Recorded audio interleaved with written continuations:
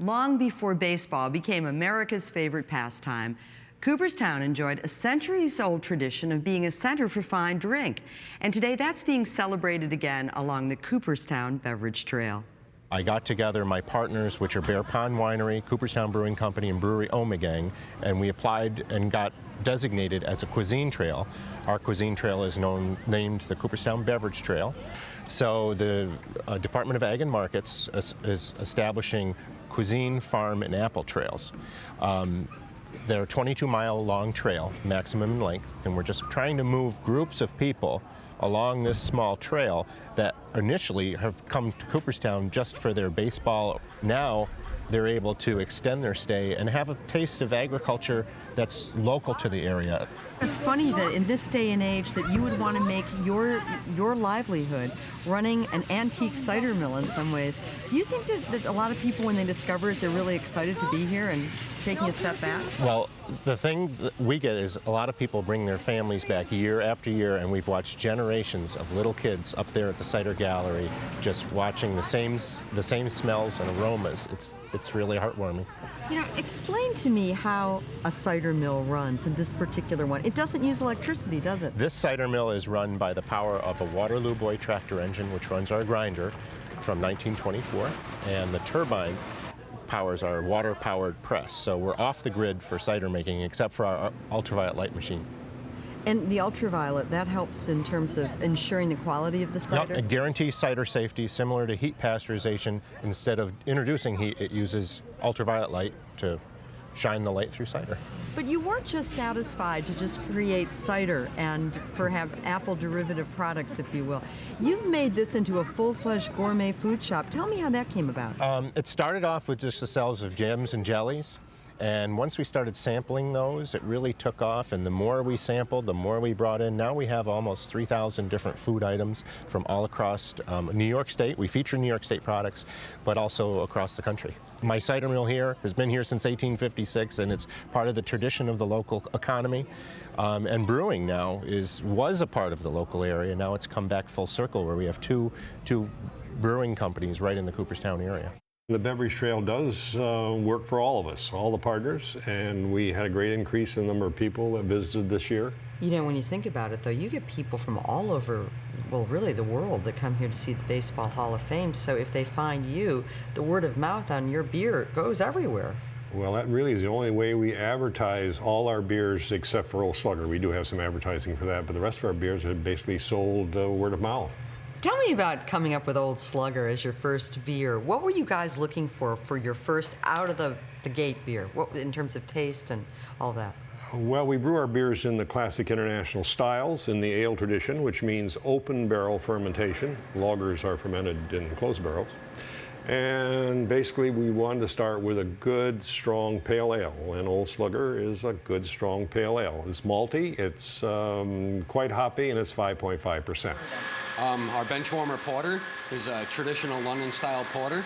It's a single dark roast malt beer, and it's got a higher alcohol for a dark beer. It's 6.4%, and we took that to the Great International Brew Competition, and we came home with the bronze medal against 65 other dark beers. How did you end up getting bitten by the bug to brew beer? Well, my oldest child, my son, was home brewing for about 12 years, and so we thought we'd start a microbrewery for him to run. So that's how we got started. How many acres of hops do you grow, and what are the specific kinds? We grow two kinds. We grow Cascade and Willamettes, and we use those as the finishing hop for our backyard India Pale Ale. That's why it's called backyard, because we started growing the hops in the backyard. So these are the finishing hops? Yes. Mm-hmm. So we put those in a hop percolator and pump the entire brew length right through this little hop percolator, and acts just like a tea strainer, and it gives the finishing hoppiness to the beer. See, this is what we have to do. We have to pick these one at a time because we don't have any equipment to do this with. And as I say, it really is a labor of love.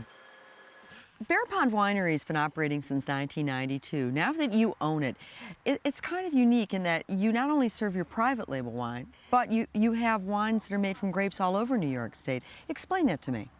We get grapes, or juice actually, from press plants that only press New York State product. And in fact, our license only allows us to produce wine from New York State product.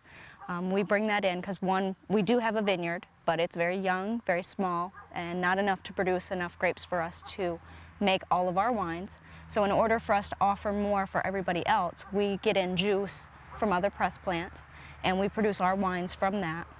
We also offer wines from other New York State wineries, so everything that we have in our store is a New York State product. Do you find when your customers come in that it's kind of exciting for them to get this breadth of what's offered in New York State? Well, for us, you know, we don't restrict them to tasting what wines we want them to taste. We actually have some 30+ wines open year-round, every day, and not just our wines, but wines that come from the Finger Lakes and the Hudson Valley, some from Long Island. As wineries go, you're small, you have a few vines, and you have great ideas as a couple. Is this something that you're in for the long haul, and are you excited about what you're trying to accomplish here? There is a vision, there is hope at the end of the tunnel that this will become something much greater than we see today, and that's really what we're shooting for. It's wonderful because it gives people like a whole day worth of fun, and maybe they discover us when they go to the cider place and they discover us, or vice versa, they discover the cider or the wine place when they come here first. So we're, you know, strengthening each other, and it reinforces a sense of community. Got a lot of people talking about us.